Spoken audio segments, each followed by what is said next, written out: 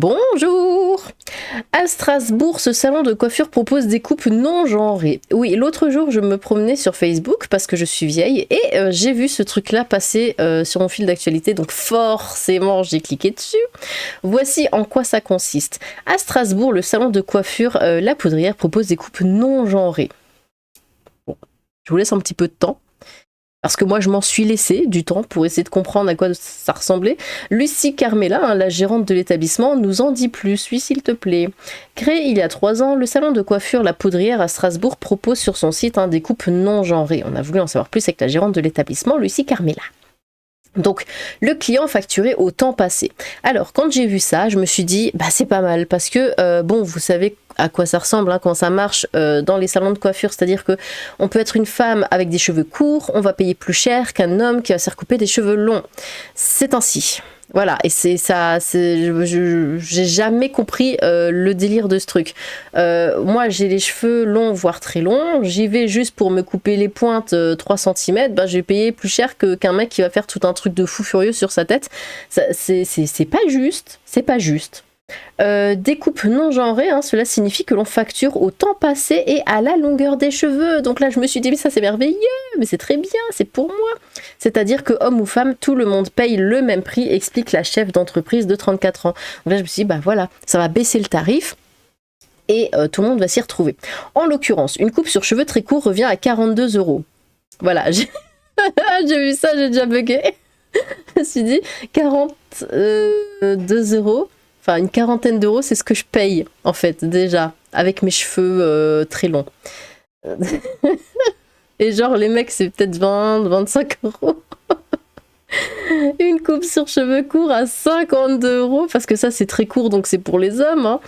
52 €. Et une coupe sur cheveux mi-longs et longs, 70 €. Donc la nana, dans le plus grand des calmes, elle a quasiment doublé le prix que je paye, finalement.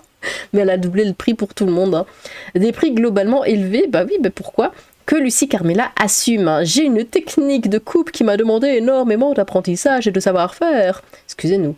Il faut que le travail manuel soit enfin valorisé. Excusez-nous. Bon.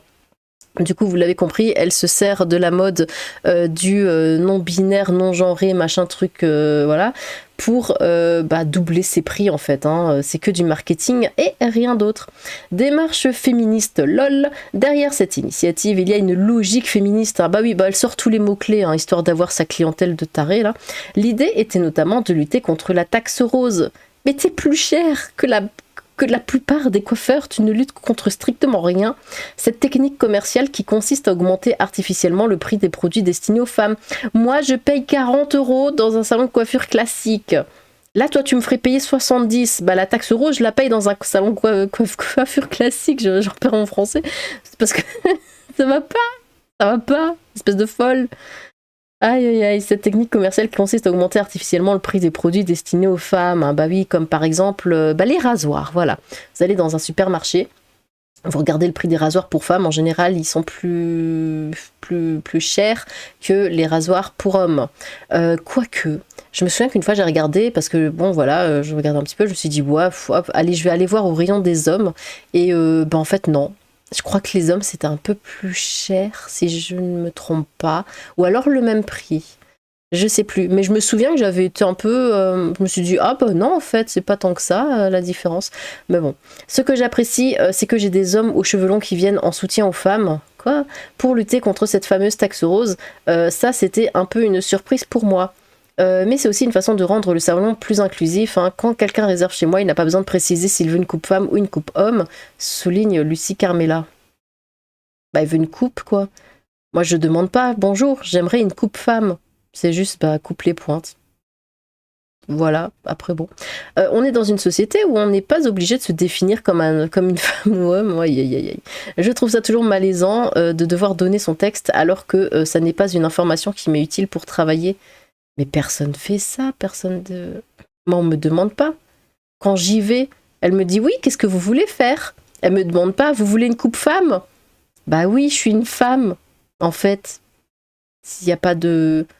Bon. Et c'est un homme avec les cheveux longs entre, ça va être une coupe homme, mais au niveau du prix, quoi, c'est tout. C'est pas... S'il a des cheveux longs, qui veut juste couper les pointes ou faire je sais pas trop quoi, bah elle va lui faire. Elle va pas dire bah non, t'es un homme, je te coupe les cheveux courts et puis c'est fini. Je trouve ça toujours. Oui, bon, ça je l'ai lu du coup. C'est pas une information utile pour travailler. J'ai pas mal de clients non binaires. Hein. Si j'ai un doute, je demande toujours à mes clients si je dois utiliser le masculin ou le féminin pour m'adresser à eux. Ajoute-t-elle. Ouais, bon, c'est clairement du marketing. Elle surfe sur le délire non binaire. Des réactions globalement positives. Bah, tu m'étonnes. C'est que la clientèle, ils disent ah, on est enfin compris. Des réactions, du coup, je sais pas ce qui me prend tous les rangs 2 fois. J'aimerais que plus de salons aient ce genre de démarche hein, pour qu'on ait plus de justesse entre les hommes et les femmes. Non, c'est pas juste, là tu as doublé mon prix de mon coiffeur. Mais aussi pour que les personnes non genrées ne se sentent pas exclues, continue Lucie Carmela. Donc tu ne veux pas les exclure, mais tu profites d'eux, quoi. Hein. Tu profites de leur porte-monnaie, tu les fais payer bien plus cher. Parce que non, mais moi je vais t'appeler par ton pronom, donc viens chez moi. D'après la gérante, les réactions par rapport à sa démarche de proposer des coupes non genrées sont globalement positives. Hein. Cependant, relève-t-elle, cela agace certaines femmes aux cheveux très courts de devoir payer ce prix-là. Bah oui, suivez toute l'actualité de vos villes, machin. Bon. Mais c'est normal. Moi, je vais là-bas. Alors, ok, elle va me dire she, her, machin, mais je vais payer 2 fois le prix que ce que je paye d'habitude. Ça va pas du tout. Ça ne va pas du tout. Bon, enfin bref, de toute façon, on l'a compris, hein, comme je l'ai dit, elle surfe sur la vague, sur la mode, et voilà, bah, elle se sert hein, de leur...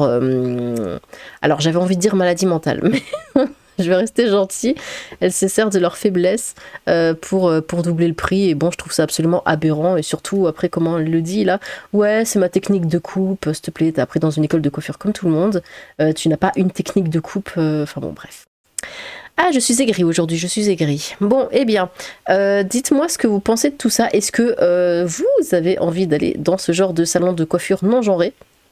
Soit pour voir à peu près à quoi ça ressemble, soit pour vous moquer des autres clients. Moi, ce serait surtout le deuxième, mais ça fait cher payer quand même. On peut faire ça à volonté sur Internet. Bon, eh bien, n'hésitez pas à vous exprimer dans les commentaires. J'ai hâte de vous lire. Sur ce, tchou!